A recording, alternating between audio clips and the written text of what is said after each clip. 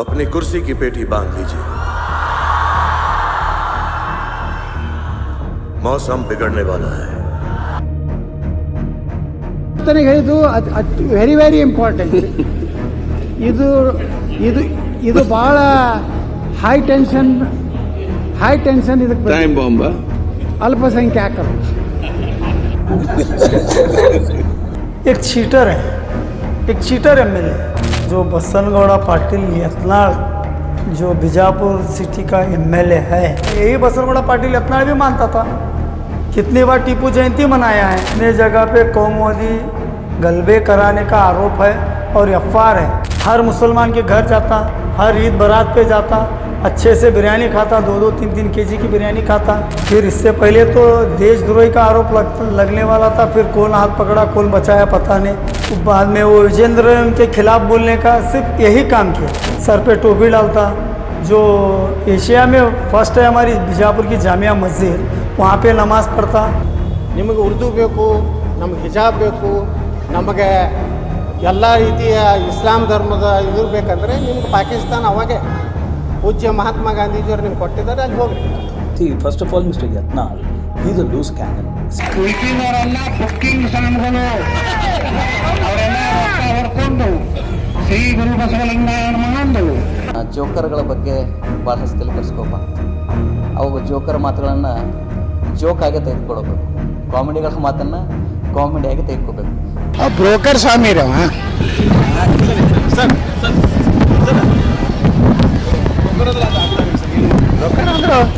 ಹಣ ವಸೂಲಿ ಮಾಡೋದು, ಮಂತ್ರಿ ಮಾಡ್ಲಾಕ ರೊಕ್ಕ ಎಬ್ಸೋದು, ಅದೊಂದು 10 ಕೋಟಿ ರೂಪಾಯಿ ತೊಗೊಂಡು ನಾನು ಯಡಿಯೂರಪ್ಪ ಕಡೆ ಅದು ಮಠದ ಉದ್ದಾರ್ತ ಎಲ್ಲ ವ್ಯವಹಾರ ಮಾಡ್ಯಾನ. ಕೂತ್ಕೊಳ್ರಿ, ಏನೇನ್ ಮಾತಾಡಿದಿರಿ, ಏನೇನ್ ಕತೆ ಎಲ್ಲ ಹಿಸ್ಟ್ರಿ ನಮ್ಮ ಹತ್ರ ಇದೆ. ಅರ್ಥ ಆಯ್ತಾ? ಗೊತ್ತೇ ನೀನು ನಿಮ್ಮ ಚೀಫ್ ಮಿನಿಸ್ಟರ್ ಕೇಳಿದ್ರು ಅಂತ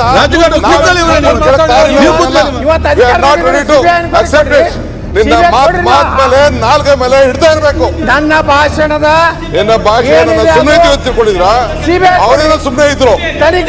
ನನ್ನಂತವ್ರಾಗ್ರೆ 24/7 ಆವತ್ತೇ ಪಾರ್ಟಿದ ಡಿಸ್ಮಿಸ್ ಮಾಡ್ತಿದ್ದೆ. ಈ ತರ ಇದು ಮಾನವೀಯತೆ ಇರಬೇಕು,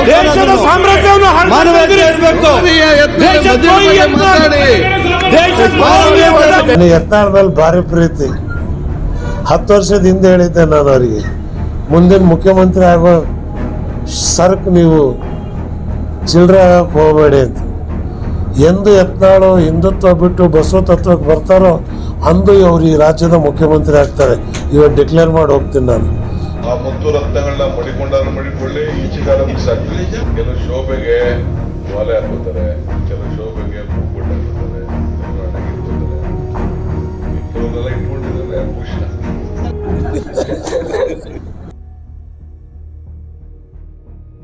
जैसा कि आप और हम सब जानते हैं, एक ऐसा शख्स जो हमेशा मुसलमानों के खिलाफ जहर उगलता था और आइन के मुताबिक, कॉन्स्टिट्यूशन के मुताबिक चुनकर एमएलए बनने के बावजूद सबके लिए यकसा हुकूक और यकसा इंसाफ दिलाने का काम करने के बजाय जिस तरह वो वोट लेते हैं कि मैं सबको यकसा निगाह से देखूंगा, इसके बावजूद बसनगौड़ा पाटिल यत्नाल ने कहा था साफ साफ कि बीजापुर में स्टेज पर कहा था कि बुरखे वाली औरतों को और टोपे वाले मुसलमानों को मेरे करीब आने मत दो और उनके मैं काम नहीं करूँगा. साफ साफ उसने कहा था. इसका मतलब ये हुआ कि जो मुसलमान टैक्स भरते हैं हमारी सरकार को, वो टैक्स ये ले के खा सकता है और मुसलमानों के काम नहीं कर सकता. ये असेंबली में जाके कसम खा के कहता है कि मैं सबके साथ इंसाफ करूंगा और बीजापुर में स्टेज पर चढ़ के सबके सामने ये कहता है कि मैं मुसलमानों का काम नहीं कर सकता, उनको मेरे करीब आने मत दे, मेरी ऑफिस को भी आने मत दे. ऐसे शख्स को ये बदजुबानी करते करते मुसलमानों के खिलाफ गलत बातें कहते यहाँ तक पहुँच गया कि बीजेपी में भी उसने चंद उल्टी सीधी बातें की और बीजेपी अपनी गरज के बिना पर उसको बाहर फेंक दिया है अपनी पार्टी से. अब ऐसे वक्त में जहाँ तक मेरा तकरीबन 30 साल का तजुर्बा जेडीएस में एक सियासतदान की हैसियत से मैं तजुर्बा मेरा बहुत लंबा रहा है। एक वक्त था जब ये बसंत गौड़ा पाटिल यत्नाल जेडीएस में था हमारे साथ में, कभी नीचे बैठता, कभी ऊपर बैठता, कभी जाके सामने बैठ जाता। हमारे former prime minister Shri Deve Gowda ji और कुमार स्वामी ये कभी करीब बिठाते, कभी दूर हकाल देते। वो भी अपनी पार्टी से इसे भगा दिए। अब फिर वो कोशिश करेगा। जहाँ तक जेडीएस का ताल्लुक है, जब जेडीएस बीजेपी के साथ मिलकर हुकूमत बनाई थी, उस वक्त मैं बाहर आ गया था, जेडीएस में नहीं था, क्योंकि वो बीजेपी के साथ मिलकर हुकूमत बनाए थे। फिर सेकेंड टाइम 2023 में फिर कुमार स्वामी ने जाके ज्वाइन हुआ। उससे पहले कई मरतबा मुसलमानों से उन्होंने कहा था, वादा किया था और माफ़ी मांगी थी गलती के लिए, और वादा भी किया था कि कभी भी मैं ऐसी पार्टी के साथ नहीं जुड़ूंगा जो हमेशा भारत में हिंदुओं और मुसलमानों के बीच में दुश्मनी डालती है। ये सब जानते हैं कि बीजेपी हमेशा यही काम में लगी रहती है।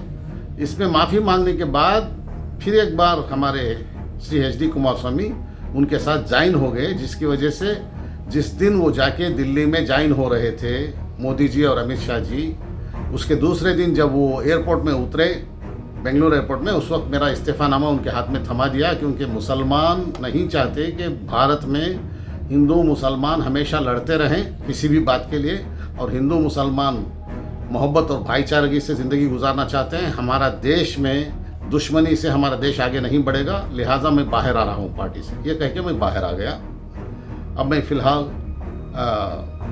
एक सेक्युलर पार्टी में हूँ। लेकिन यहाँ एक बात बहुत ज़रूरी ये है कि बसंत गौड़ा पाटिल जो जेडीएस में था, उस वक्त भी इसे ही उल्टे सीधे काम करने की वजह से उसे बाहर फेंक दिया गया था। अब बीजेपी ने बाहर निकाला है। अब जहाँ तक बसंत गौड़ा यत्नाल पाटिल का ताल्लुक़ है, पहले ही वो इलेक्शन में कुछ करके है बोल के वहाँ मुशर्रफ साहब ने केस डाला है, क्योंकि वो इसके अपोजिट में खड़े थे, उनके जीतने के चांसेस थे, इसलिए उन्होंने केस डाला है। अब एक इंडिपेंडेंट के तौर पे ये हरगिज़ कहीं भी खड़ के जीत नहीं सकता। ये बीजेपी के सपोर्ट में खड़ा होकर जहर उगल कर, बीजेपी को चाहिए भी ऐसा आदमी जहर उगलने वाला, और ये खुद भी खूब मुसलमानों के खिलाफ, इस्लाम के खिलाफ सब जहर उगलते हुए ये चुन के आ गया। एक मरतबा इसने ये भी कहा था कि मैं सीएम बन जाऊंगा अगर कर्नाटक का, तो कई बुलडोज़र खरीदूंगा घरों को तोड़ने के लिए। आप अच्छी तरह समझ सकते हैं ये किसकी बात कर रहा था। और फिर कई मरतबा ये कहा था कि मैं मुसलमानों को ये हक़ नहीं दे सकता, वो हक़ नहीं दे सकता। अरे ये कौन होता है? हम भी बराबर के शहरी हैं, बराबर के नागरिक हैं भारत के। कोई भी हमें भारत में किसी कम दर्जे का नागरिक ना कह सकता है, ना समझ सकता है, वो गलत बात है। एक एमएलए होकर चुनने के बावजूद अगर ये कहता है कि मुसलमानों के काम नहीं करूँगा, ये बहुत बड़ी गलती है। इसके बावजूद अब चूँकि ये बाहर हो गया है और इंडिपेंडेंट जीत नहीं सकता, और कोई पार्टी बनाने की ये आदमी की हैसियत नहीं है, हो सकता है कि ये सेक्युलर पार्टियों में जाने की कोशिश करें। लिहाजा मेरी इल्तिजा है, मेरी गुजारिश है हमारे सेक्युलर पार्टियों से, खुसूसन कांग्रेस पार्टी से और दीगर सेक्युलर पार्टियों से भी, कि इस आदमी को जो हमेशा हिंदुओं और मुसलमानों के बीच में तफरका डालने की कोशिश करता है और मुसलमानों के खिलाफ जहर उगलता रहता है, मुस्लिम औरतों के बारे में गंदी गंदी बातें करता है, और मुसलमानों के बारे में भी गंदी बातें, बहुत गंदी बातें करता है, और मुसलमानों को मकड़े कहता है, ननमकड़े कहता है, ऐसे शख्स को हरगिज़ किसी भी सेक्युलर पार्टी में जगह ना दें। अगर इसको जगह देंगे तो जो जितने मुसलमान और जितने हिंदू ब्रादरान सुख शांति चाहते हैं, भारत की उन्नति चाहते हैं, और भारत में हिंदू मुस्लिम भाईचारगी चाहते हैं, और पीस एंड हार्मोनी चाहते हैं, वो सब के सब ऐसी सेक्युलर पार्टी को दरकिनार करेंगे, जो सेक्युलर पार्टी ऐसे शख्स को जगह देगी जो हमेशा जहर उगलते रहता है और हिंदू मुस्लिम के दरमियान तफरका डालने की कोशिश करता है, और ये कहता है कि सीएम बनूंगा तो मैं बुलडोज़र ला लूँगा दूसरों के घरों को तोड़ने के लिए। ऐसे शख्स को जगह ना दें।